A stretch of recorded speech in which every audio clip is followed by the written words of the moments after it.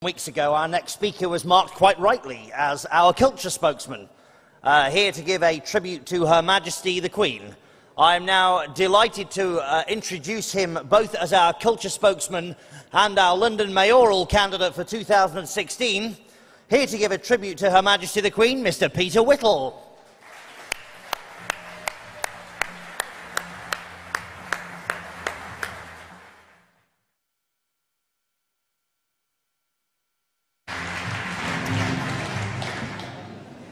Me again. Ladies and gentlemen, 10 years ago, there was a week in July when London experienced both triumph and disaster. It started with rejoicing when it was announced that the capital had won the Olympic Games. This changed to tragedy with the terrible 7/7 bombings of the London transport system, which left 50 people dead. But at the end of that week, there was another national event, and that was the 60th anniversary of VE Day. There was a moving parade in London, poppies showered down from the sky, and the crowds packed the Mall. The parade was led down to Buckingham Palace by the Queen, who stood in an open-top car.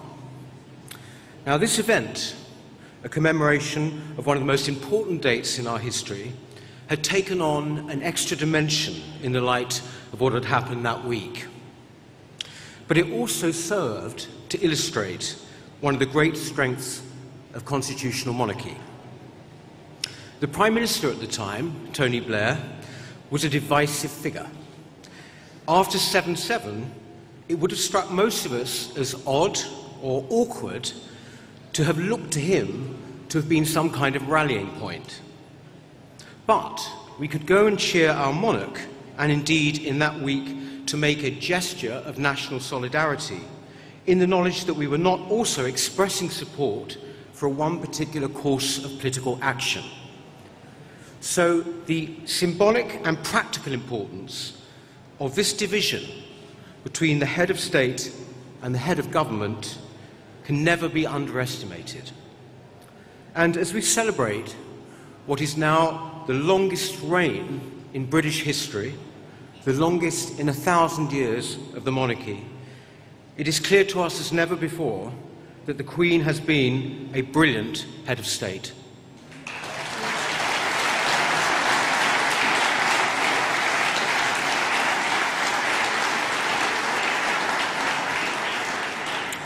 With her 90th birthday on the horizon, and talk of a platinum jubilee seeming less and less implausible with each passing year, the Queen has taken on what could only be described as a kind of historical quality. As she opens Parliament or stands before the cenotaph for the 60th time, she appears as permanent as those edifices, embodying in flesh and blood the history and traditions that they represent in stone. She is the living, breathing symbol of our national story.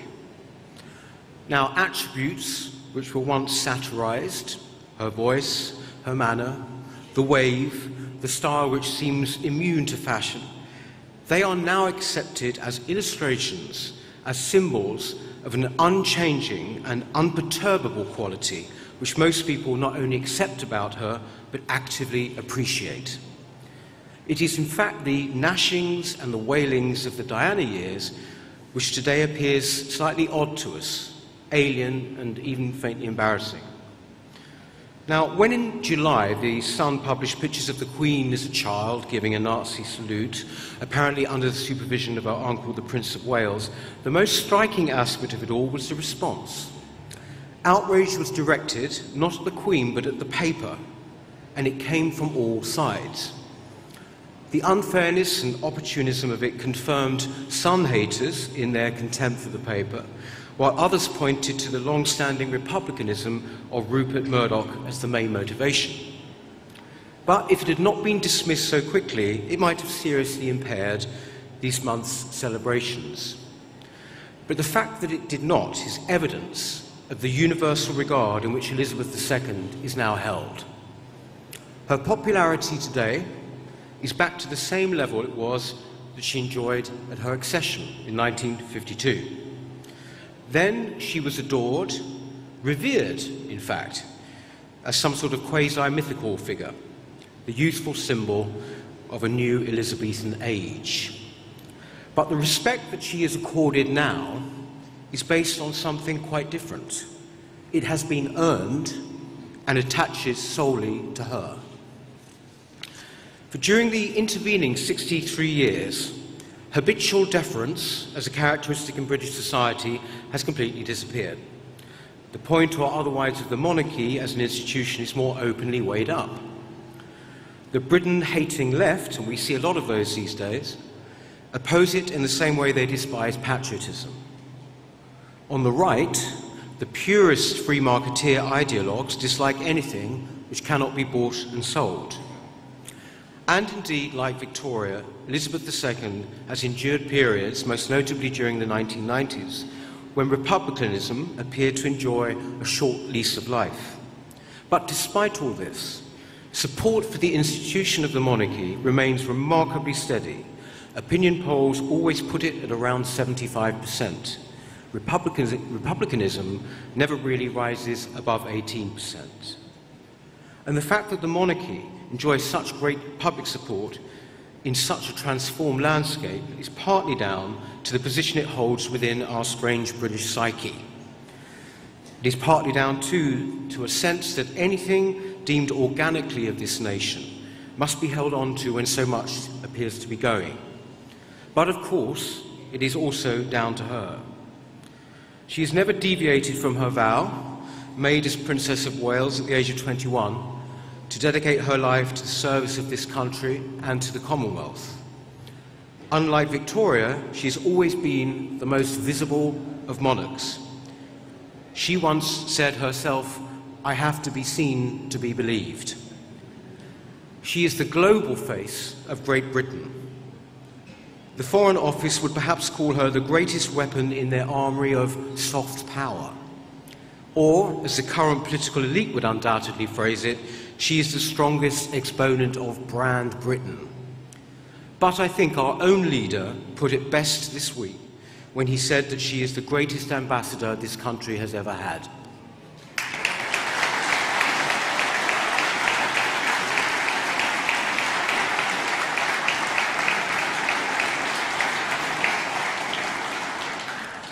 For much of the world, she is not just Queen of the United Kingdom, but simply the Queen.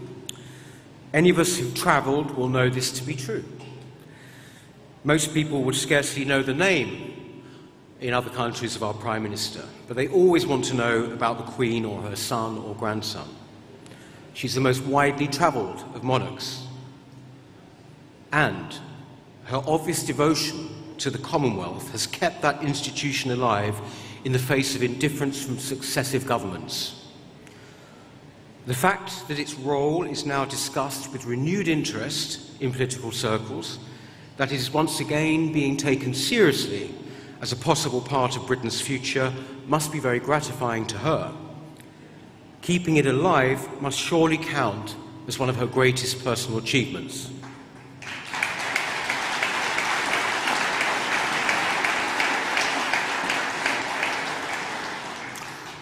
So really, she has set the template for what a modern constitutional monarchy should be. Her unifying function, the one I referred to at the beginning, is of course purely symbolic. But the power of symbols over time is arguably hugely much greater than 100 changes of government. No symbol, as well, is as powerful as the monarchy. In a way unforeseeable at her succession, this function is arguably becoming more, not less, important as the 21st century goes on and Britain faces increasing social, economic and demographic division. Her Diamond Jubilee in 2012 was celebrated with thousands of street parties up and down the country. Nobody was forced to do that. It happened because people genuinely wanted to celebrate her place at the centre of our national life. So, we sincerely hope that she will be the reason that the country comes together once again when in 2022 she will be celebrating 70 years on the throne. The saying goes that you don't know what you've lost until it's gone. And justifying the monarchy on similar grounds has always proved a disadvantage for its defenders. But by her longevity and her example, Elizabeth II has removed the need for such retrospective evaluation. Long may she continue to reign.